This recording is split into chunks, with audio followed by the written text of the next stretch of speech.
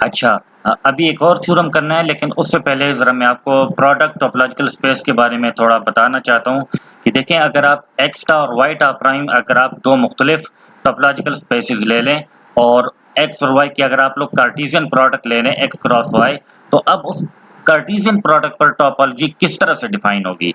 तो देखिए, उस कार्टेशियन प्रोडक्ट पर टोपोलॉजी जो डिफाइन होगी, वो भी एक्चुअली उसमें भी जो सेट्स होंगे वो कार्टेशियन प्रोडक्ट की शक्ल में होंगे। मतलब हमने दो मुख्तलिफ टोपोलॉजिकल स्पेसेस एक्स और वाई ले ली, उसकी कार्टेशियन प्रोडक्ट हमने ले ली। अब हम कार्टेशियन प्रोडक्ट पर जो टोपोलॉजी डिफाइन करेंगे, उसमें जो सेट्स होंगे, उसमें जो ओपन सेट्स होंगे, वो भी कार्टेशियन प्रोडक्ट के ही शक्ल में होंगे।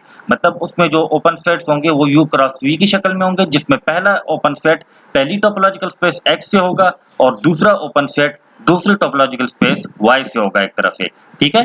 तो ये जो टोपोलॉजी हमारे पास डिफाइन होगी ओपन सेट्स के कार्टेशियन प्रोडक्ट की, मतलब और ये जो हम टोपोलॉजी एक्स क्रॉस वाई पर जो डिफाइन करेंगे, उसमें जो ओपन सेट्स होंगे वो भी कार्टेशियन प्रोडक्ट के ही शक्ल में होंगे। तो ये वाली जो टोपोलॉजी होगी कार्टेशियन प्रोडक्ट जो होगी, मतलब इस पर जो प्रोडक्ट टोपोलॉजी हम कहेंगे, इस प्रोडक्ट टोपोलॉजी को हम क्या कहते होते हैं? टोपोलॉजिकल प्रोडक्ट या प्रोडक्ट टोपोलॉजिकल स्पेस, जो कि एक्स क्रॉस वाई पर डिफाइन होती है हमारे पास। जिस तरह अगर आप एक्स को एबीसी ले लो एग्जांपल में और उस पर टोपोलॉजी डिफाइन होगी, वाई को आप इस तरह ले लो 1 2 ले लो, उस पर टोपोलॉजी प्राइम डिफाइन कर लो।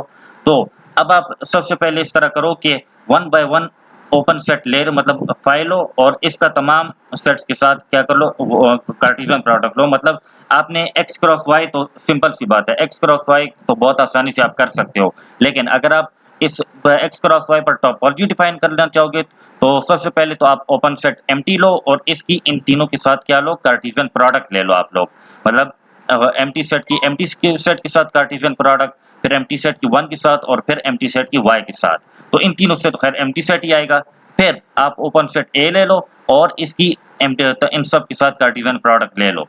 ठीक है? मतलब ए की 1 के साथ कार्टेशियन प्रोडक्ट लोगे तो 1 आएगा आपके पास साथ, ए की वाई के साथ कार्टेशियन प्रोडक्ट लोगे तो A1 A2 आपके पास आ जाएगा। फिर आप बी ले लो। एम्प्टी सेट हमने इसलिए नहीं लिया कि एम्प्टी सेट को तो हमें पता है कि एम्प्टी सेट अगर आप ए की एम्प्टी सेट के साथ कार्टेशियन प्रोडक्ट लोगे तो एम्प्टी सेट ही आएगा ना हमारे पास। इसी तरह फिर बी की ओपन सेट ले लो और इसकी 1 और वाई के साथ कार्टेशियन प्रोडक्ट ले लो और फिर एक्स ले लो, फिर ए बी ले लो, सॉरी, फिर ए बी ले लो और इसकी 1 और वाई के साथ कार्टेशियन प्रोडक्ट ले लो और फिर आप एक्स ले लो और एक्स की भी फिर आप क्या ले लो, एम्प्टी सेट के साथ कार्टेशियन प्रोडक्ट ले लो, तो उससे तो एम्प्टी सेट ही आएगा। अगर आप एक्स की 1 के साथ कार्टेशियन प्रोडक्ट लोगे तो फिर अब आपके पास क्या आएगा, A1, मतलब A1 आएगा, B1 और C1 आएगा आपके पास।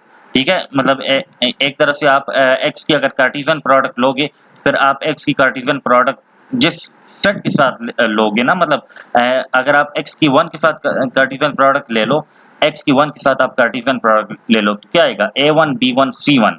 ठीक है ना? इसी तरह अगर आप x की y के साथ कार्टेशियन प्रोडक्ट ले लो, तो फिर ऑब्वियसली ये x की y के साथ कार्टेशियन प्रोडक्ट तो ऑलरेडी वो यूनिवर्सल सेट ही होगा हमारे पास। तो जब ये सारे सेट्स आपके पास जमा हो जाएं, तो इनको एक सेट में लिख लो, एक मजमा, एक बीटा उसको नाम दे दो, सेट में लिख लो। बात समझ रहे हैं ना आप लोग? उसको एक सेट में आप लोग लिख लें, एक तरह से रेपिटेशन नहीं करनी, मतलब एम्प्टी सेट एक 3 दफा है तो उसको एक दफा ही लिखना है। सही है ना? एम्प्टी सेट 3 दफा है तो उसे एक दफा ही आप लोगों ने लिखना होगा। ठीक है? और उनको फिर एक सेट में लिख लो, तो ये एक्चुअली क्या होगी, एक्स क्रॉस वाई पर टोपोलॉजी होगी।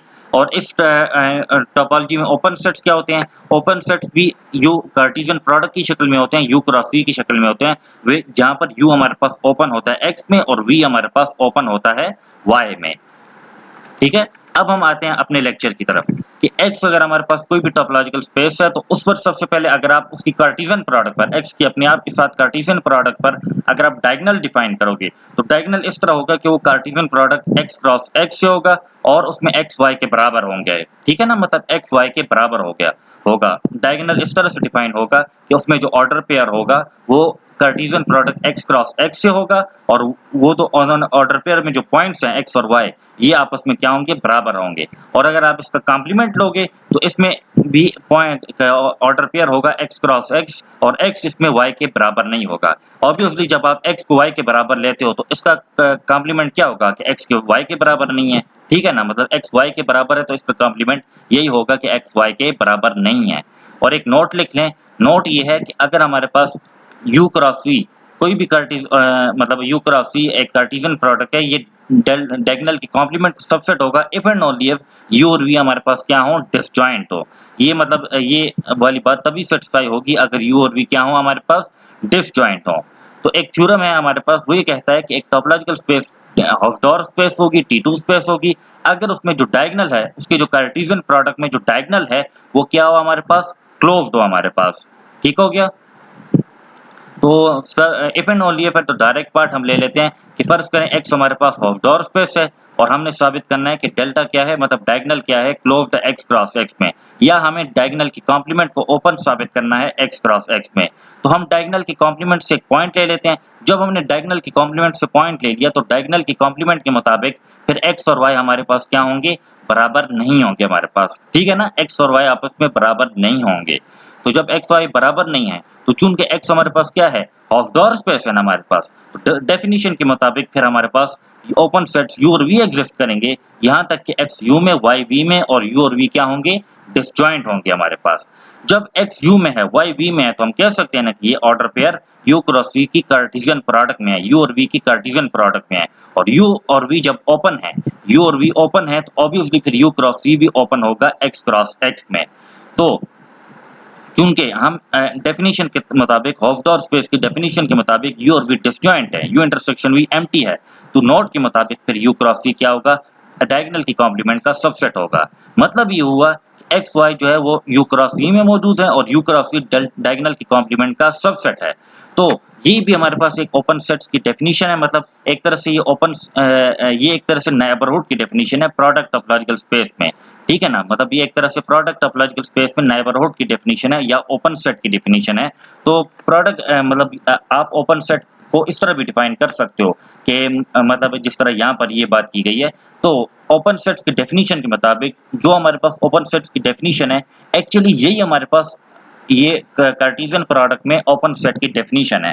ठीक है ना, मतलब अगर एक फर्ज करें एक सेट ए, अगर हम कहते हैं कि एक सेट ए कार्टेशियन प्रोडक्ट में या कार्टेशियन टोपोलॉजिकल स्पेस में ओपन है, तो इसका मतलब ये हुआ कि एक उससे आप कोई भी ऑर्डर पेयर ले लो, ओपन सेट मतलब यू क्रॉस वी एग्जिस्ट करेगा, यहाँ तक कि वो ऑर्डर पेयर उस open set U cross V में होगा और यू क्रॉस वी उस सेट का सबसेट होगा।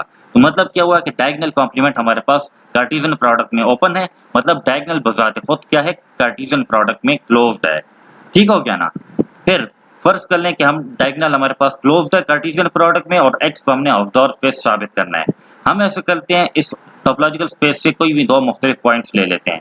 अब आपको ये गिवन है कि डायगोनल जो है ये x क्रॉस x में क्लोज्ड है, तो इसका कॉम्प्लीमेंट ओपन होगा। तो अगेन ओपन सेट्स की डेफिनेशन हम इस्तेमाल करते हैं। ओपन सेट्स की डेफिनेशन के मुताबिक, मतलब प्रोडक्ट स्पेसेस में ओपन सेट्स की डेफिनेशन के मुताबिक हमारे पास ओपन सेट्स u और v x में एग्जिस्ट करेंगे, यहाँ तक कि ये ऑर्डर पेयर इस ओपन सेट्स के कार्टेशियन प्रोडक्ट में होगा और ये ओपन सेट्स का कार्टेशियन प्रोडक्ट डायगोनल की कॉम्प्लीमेंट का सबसेट होगा हमारे पास। मतलब एक्स वाई जो है वो यू क्रॉस वी में मौजूद है और यू क्रॉस वी क्या है, डेल्टा कॉम्प्लीमेंट का सबसेट है। जब एक्स यू में है और x y U cross V में है, तो इसका मतलब ये हुआ कि एक्स यू में और वाई वी में है। और यू क्रॉस वी जब डायगोनल कॉम्प्लीमेंट का सबसेट है, तो नोट के मुताबिक यू और वी क्या है, डिसजॉइंट है हमारे पास। ठीक है, और यही हमारे पास एक्चुअली क्या है, हाउसडोर्फ स्पेस की डेफिनेशन है। मतलब कोई भी दो मुख्तलिफ पॉइंट्स लो किस टोपोलॉजिकल स्पेस में, तो आपके पास ओपन सेट्स u और v एग्जिस्ट कर रहे हैं, यहाँ तक कि x u में y v में और u और v क्या है, डिसजॉइंट है। यही हमारे, तो मतलब क्या हुआ कि x हमारे पास हाउसडोर्फ स्पेस है हमारे पास। ठीक हो गया।